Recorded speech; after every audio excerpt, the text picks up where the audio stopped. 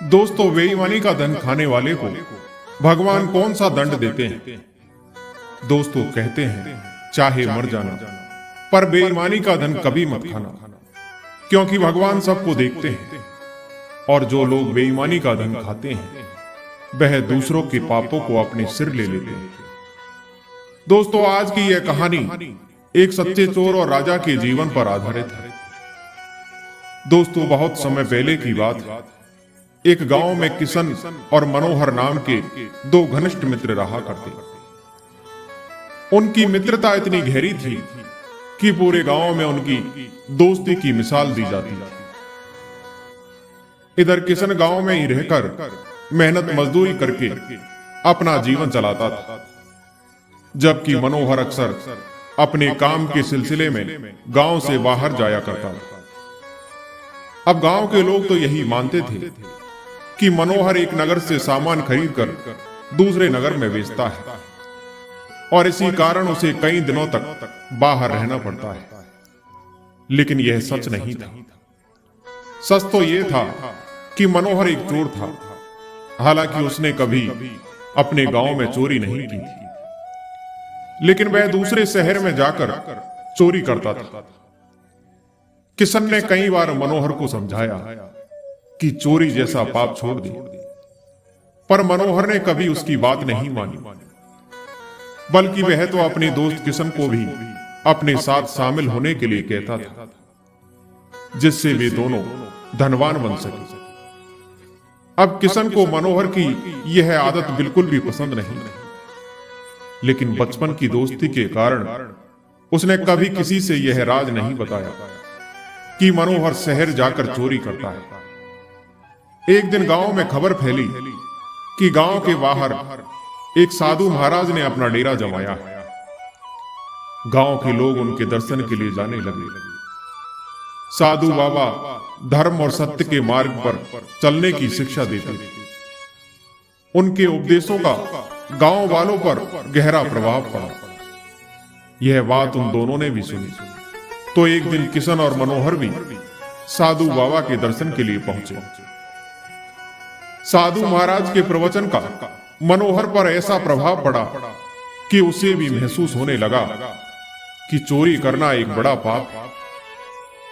एक दिन मनोहर ने अकेले में साधु बाबा के पास जाकर अपने मन की बात कही। वह बोला कि बाबा, मैं एक चोर हूं, लेकिन आपके उपदेशों ने मेरे हृदय को छू लिया। साधु बाबा ने कहा कि अगर मेरे वचन तुम्हारे मन पर असर कर रहे हैं तो तुम यह बुरा काम छोड़ क्यों नहीं देते। साधु बाबा की बात सुनकर मनोहर बोला कि बाबा, मुझे और कोई काम आता ही नहीं, ना मैं खेती कर सकता हूं और ना ही मेहनत मजदूरी कर सकता हूं, फिर मैं चोरी कैसे छोड़ दूं। साधु बाबा ने कहा कि बेटा, मेरी बात मानो, कुछ दिन के लिए तुम मेरे साथ इस आश्रम में रहो। इससे तुम्हारा हृदय परिवर्तन होगा और तुम सही मार्ग पर आ जाओगे। मनोहर ने बाबा की बात मान ली और वही आश्रम में रहकर उनकी सेवा करने लगा।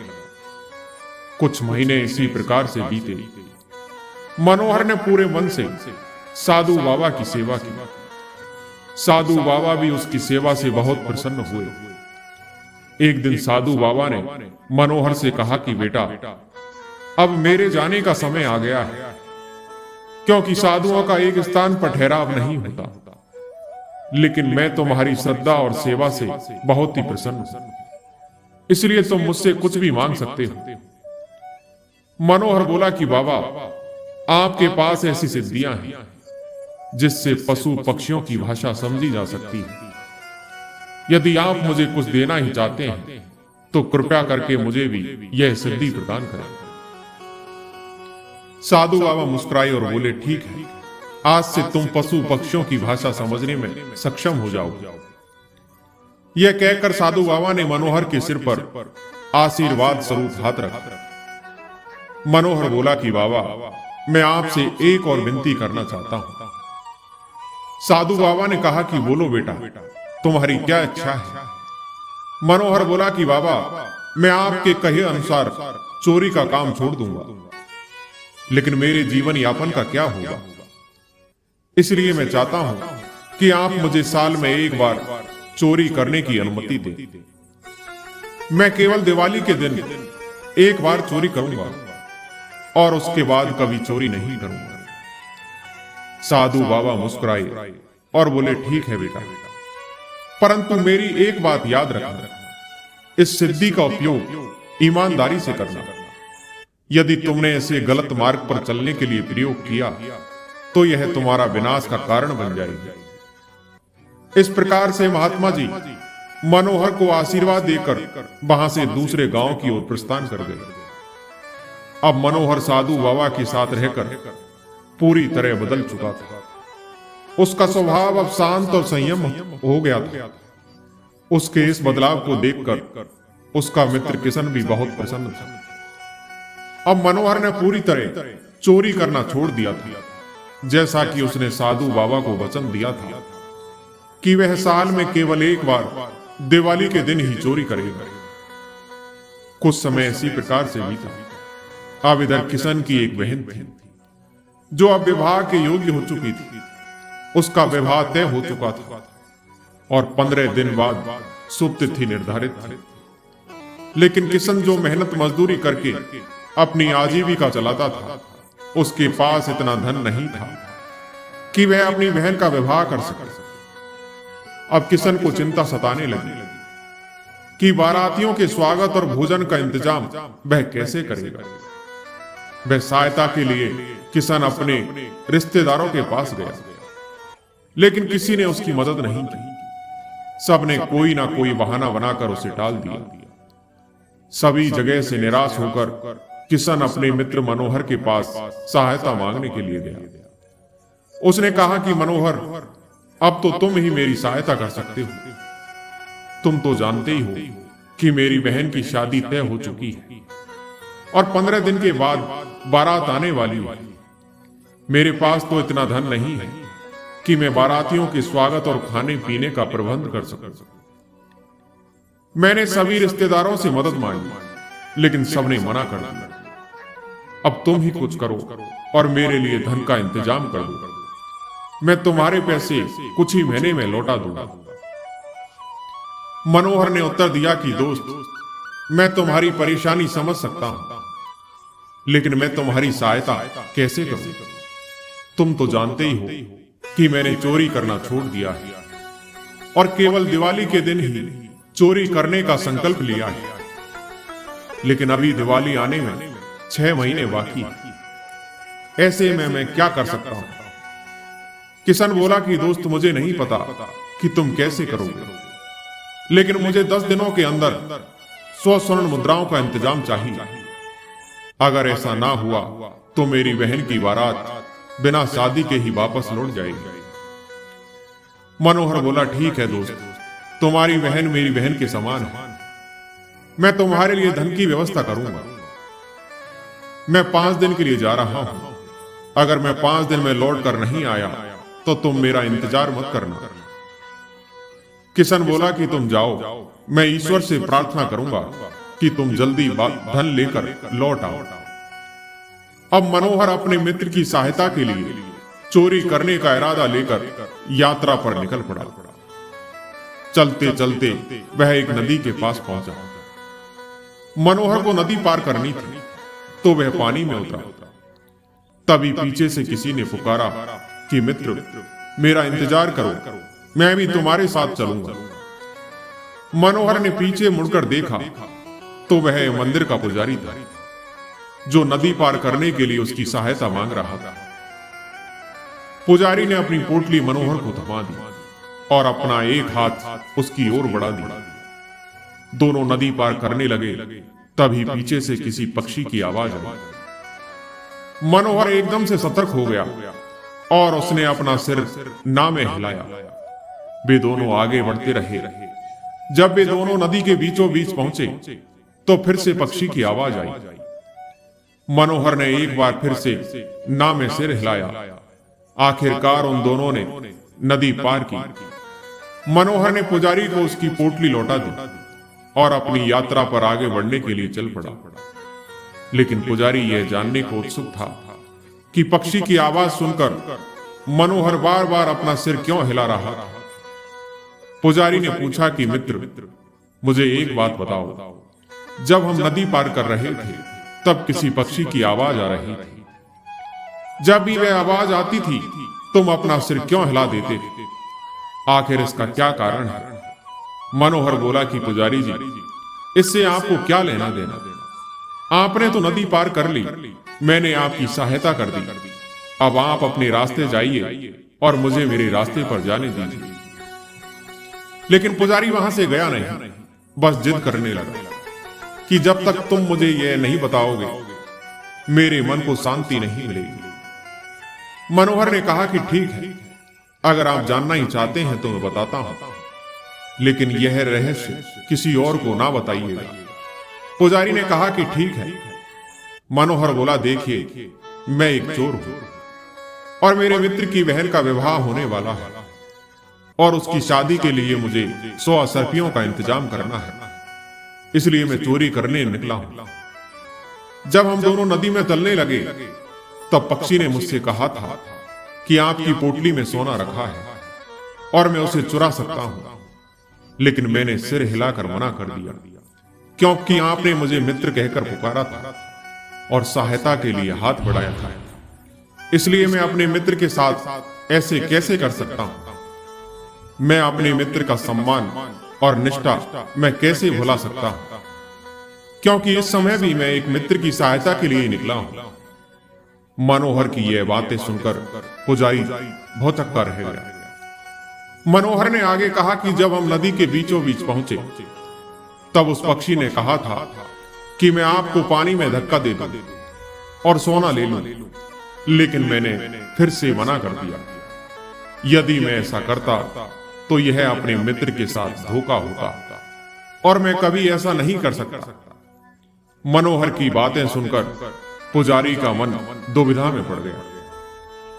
पुजारी सोचने लगा कि यह कैसा चोर है जो चोर होते हुए भी धर्म और सच्चाई की बातें कर रहा है। पुजारी ने फिर पूछा कि तुम एक चोर होकर इतने अच्छे विचार और धर्म की बातें कैसे कर सकते हो? मनोहर ने बताया कि मैं 1 महीने तक एक साधु बाबा के आश्रम में रहा था। यह सब उन्हीं के आशीर्वाद का प्रभाव है। मनोहर की इन बातों को सुनकर इसके बाद पुजारी अपने रास्ते पर चला गया, लेकिन वह मनोहर के नेक विचारों के बारे में सोचता ही रहा। वह सोचता कि एक चोर होकर भी वह इतना ईमानदार और धर्मपरायण कैसे हो सकता है। जब पुजारी नगर में पहुंचा तो वह सीधा राजा के दरबार में पहुंचा। उस दिन राज दरबार में ब्राह्मण भोज का आयोजन था और वह पुजारी भी उसमें सम्मिलित होने के लिए आया था। भोजन करने के बाद वह राजा से मिला और सोचा कि इस चोर के बारे में राजा को बताना चाहिए, लेकिन यह बात वह राजा को अकेले में बताना चाहता था। राजा ने पुजारी को अलग कक्ष में बुलाया। पुजारी ने उस चोर की सारी कहानी राजा को सुनाई कि किस तरह उसे नदी पार करने के लिए एक चोर की सहायता लेनी पड़ी। वह राजा बहुत ही ईमानदार और ज्ञानी था। राजा ने कहा कि चोरी करना एक महापाप है और जिसने भी ऐसा किया है मैं स्वयं इसकी जांच करूंगा। राजा ने पुजारी से कहा कि तुम मुझे उस चोर का पता बताओ। पुजारी ने उत्तर दिया कि महाराज, मैं उसका ठिकाना तो नहीं जानता, पर वह इसी नगर की ओर आ रहा था। उसका हुलिया और कपड़ों का रंग मैं आपको बता सकता हूं और मुझे पूरा विश्वास है कि वह सबसे पहले नगर की सराय में ठहरेगा। उस पुजारी ने चोर का पूरा हुलिया और वेशभूषा राजा को बता दी। राजा ने अपने लिए रोटियां बनवाई और उन्हें पोटली में रखा और राजा साधारण भेष में सराय पहुंच गया। आधी रात को राजा ने चोर को पहचान लिया और उससे बातचीत शुरू की। मनोहर ने पूछा कि आप कौन हैं? राजा ने कहा कि मैं एक चोर हूं और चोरी करने की फिराक में हूं। मनोहर ने कहा कि मैं भी एक चोर हूं, क्यों ना हम मिलकर चोरी करें। मैं आधी रात को सामने वाली दुकान में चोरी करने वाला हूं। राजा ने कहा कि मुझे भी 100 असरफियों की जरूरत है। हम दोनों मिलकर दुकान का ताला तोड़ते हैं रात के सन्नाटे में दोनों दुकान की ओर गए।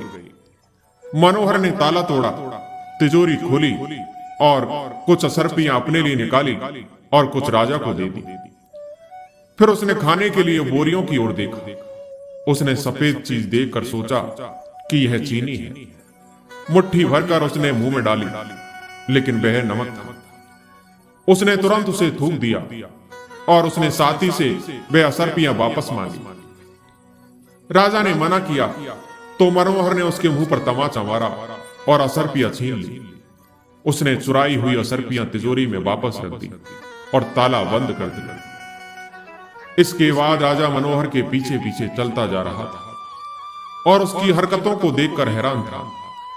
जब भी दोनों सराय पहुंचे तो राजा ने पूछा कि भाई, पहले तो तुमने रुपए चुराए और फिर वापस तिजोरी में रख दिए, ऐसा क्यों किया? मनोहर ने उत्तर दिया कि मैं भूखा था और दुकान में कुछ खाने के लिए ढूंढ रहा था, लेकिन गलती से मैंने दुकानदार का नमक खा लिया। अब जिसका नमक खाया हो उसके साथ विश्वासघात करना धर्म के विरुद्ध है, इसलिए मैंने रुपए वापस तिजोरी में रख दिए। चोर की बातें सुनकर राजा भौचक्का रह गया। वह सोचने लगा कि यह चोर कैसे धर्म और ज्ञान की बातें कर रहा है। उसे अब पुजारी की बात पर पूरा विश्वास हो गया। इसके बाद राजा ने कहा कि चलो अब किसी और जगह चोरी करते हैं। यह सुनकर मनोहर ने राजा को एक तमाचा जड़ दिया और बोला कि क्या हम सारी रात चोरियां ही करते रहेंगे? आज के लिए इतना ही, अब कल देखेंगे कि कल क्या करना है। राजा ने अपनी पोटली से रोटियां निकाली और मनोहर को खाने के लिए दी। फिर राजा ने पूछा कि अब यह बताओ कि अगर कल चोरी करनी है तो तुम मुझे कहां मिलोगे? मनोहर ने कहा कि इसी सराय के पीछे मैं रात के समय तुम्हारा इंतजार करूंगा। इसके बाद राजा अपने महल लौट आया, लेकिन उसे रात भर नींद नहीं आई। वह मनोहर के बारे में ही सोचता रहा कि किस प्रकार का रहस्यमय चोर है जो चोरी जैसा काम करता है लेकिन धर्म और सच्चाई की बातें भी करता है। अगली रात राजा साधारण भेष में सराय के पीछे पहुंचे, जहां मनोहर पहले से उसका इंतजार कर रहा था। राजा ने उसे खाने के लिए रोटियां दी। जब वे दोनों खा पी कर फ्री हो गए तो राजा ने कहा कि चलो भाई, आज रात हम राजा का खजाना लूटते हैं। मनोहर बोला कि भाई, वहां धन तो बहुत है, लेकिन खतरा भी उतना ही है। अगर मुझे राजा के महल और खजाने के बारे में कुछ पता होता तो मैं यह खतरा मोल जरूर लेता। राजा ने कहा कि तुम उसकी चिंता मत करो, मुझे राजा के महल और खजाने के सारे रास्ते मालूम है, हम आसानी से चोरी कर पाएंगे। चलो चलते हैं। दोस्तों, इधर असल में राजा अपने पहरेदारों की सतर्कता परखना चाहता था। महल के 3 द्वारों पर पहरेदार थे और चौथे द्वार पर एक कुत्ता बंधा हुआ था। जब वे दोनों महल के पास पहुंचे तो देखा कि तीनों पहरेदारों और कुत्ता गहरी नींद में थे। राजा ने मनोहर को महल के सारे रास्ते बता दिए। मनोहर खजाने वाले कमरे तक पहुंचा और तिजोरी का ताला तोड़ने लगा। तभी एक पक्षी बोला और कुत्ता भौंकने की बजाय कू कू करने लगा। मनोहर ने राजा से कहा कि तुम यहीं बाहर खड़े रहो, मैं अंदर जाकर तिजोरी का ताला तोड़ता हूं। राजा बाहर खड़ा हो गया और मनोहर अंदर चला गया। मनोहर ने तिजोरी का ताला तोड़ा। फिर पक्षी ने फिर से आवाज दी और कुत्ता एक बार फिर से कू कू करने लगा। मनोहर ने कुछ असरपियां अपने लिए निकाली और कुछ राजा के लिए निकाली, लेकिन पक्षी और कुत्ते की प्रतिक्रिया सुनकर मनोहर ने रुपए वापस तिजोरी में रख दिए और राजा को कमरे के भीतर बुला लिया। जब राजा अंदर आया तो मनोहर उसके चरणों में गिर गया और बोला कि मैं महाराज, मैं चोर हूं और आप मेरे स्वामी हैं। आपने मुझे रंगे हाथों पकड़ लिया है। अब आप जो भी दंड देना चाहे मुझे स्वीकार है, लेकिन कृपया 100 असरपियां मेरे मित्र के पास भिजवा दीजिए, क्योंकि उसकी बहन की शादी है। राजा ने हैरान होकर पूछा, तुम कैसे जान गए कि मैं राजा हूं? मनोहर ने कहा कि महाराज, जब मैं खजाने का ताला तोड़ रहा था तो पक्षी ने कहा कि खजाने में चोर घुस आया है और तुम सो रहे हो, तुम ये कैसी वफादारी करते हो? तब कुत्ते ने उत्तर दिया कि मैं तब भौंकता हूं जब चोर होता है, परंतु यहां तो स्वयं राजा है। पहले मुझे उन दोनों की बातों पर विश्वास नहीं हुआ, लेकिन जब यही संवाद बार बार दोहराया गया तो मैं समझ गया कि आप राजा हैं। मनोहर ने गहरी सांस लेते हुए कहा कि महाराज, कृपया करके 100 असर्पियां मेरे मित्र के पास भिजवा दीजिए। मेरे लिए जो भी सजा आप तय करेंगे वह मुझे स्वीकार है। अगली सुबह राजा ने अपना दरबार लगाया और सभी दरबारियों को मनोहर चोर की पूरी कहानी सुनाई। मनोहर को भी पेश किया गया। राजा ने पूछा कि भाई, यह बड़े ही आश्चर्य की बात है कि एक तरफ तो तुम चोर हो, लेकिन दूसरी तरफ तुम धर्म और ज्ञान की बातें करते हो। यह कैसे संभव है कि एक चोर के अंदर ऐसे सद्गुण हो? जिस दुकानदार का तुमने नमक खाया वहां तुमने चोरी नहीं की। जिस ब्राह्मण को तुमने नदी पार कराई उसने तुम्हें मित्र कहा, इसलिए तुमने उसका धन भी नहीं चुराया। आखिर यह सब क्या रहस्य है? एक चोर के भीतर ऐसे नेक विचार कैसे आ सकते हैं? मनोहर ने हाथ जोड़कर उत्तर दिया कि महाराज, यह सब ज्ञान और धर्म की बातें मुझे एक साधु महाराज ने सिखाई थी। उन्होंने ही मुझे पशु पक्षियों की भाषा समझने का आशीर्वाद भी दिया था। असल में पहले मैं एक बहुत ही माहिर चोर था और आए दिन चोरी करता रहता था, लेकिन उन साधु महाराज के वचनों ने मुझे सही मार्ग दिखाया और मेरा हृदय परिवर्तन कर दिया। अब मैं केवल दिवाली के दिन ही किसी भंडारे से आवश्यकता का सामान उठाता हूं, जिसकी अनुमति मुझे साधु महाराज ने दी थी, परंतु मैंने संकल्प तोड़ दिया क्योंकि मैं अपने मित्र की सहायता करना चाहता था।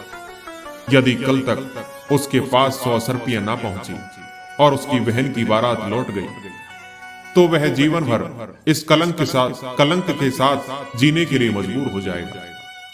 इसलिए महाराज, मेरी आपसे प्रार्थना है कि कृपया 100 असर्पियां मेरे मित्र के पास भिजवा दीजिए। वह मेरा इंतजार कर रहा होगा, क्योंकि मैंने उससे वादा किया था कि 5 दिनों के भीतर धन लेकर आऊंगा। राजा ने कहा कि ठीक है, मैं एक दूत भेजकर तुम्हारे मित्र के पास 100 असर्पियां भिजवा देता हूं। राजा ने इस समय अपने एक सेवक को मनोहर के मित्र किशन के पास भेजा। राजा के भेजे हुए दूत ने किशन को सारी बात बताई और कहा कि तुम्हारे मित्र को महल में चोरी करते हुए पकड़ा गया है और राजा ने तुम्हारी बहन की शादी के लिए 100 असर्पियां भेजी। किशन यह सुनकर असर्पियां लेने से इनकार कर दिया और कहा कि मैंने यह धन अपने मित्र से मांगा था और मैं उसी के हाथों से लूंगा।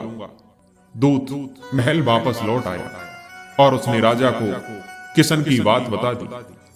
राजा तो पहले से ही मनोहर की ईमानदारी और उसके नेक विचारों से प्रभावित था।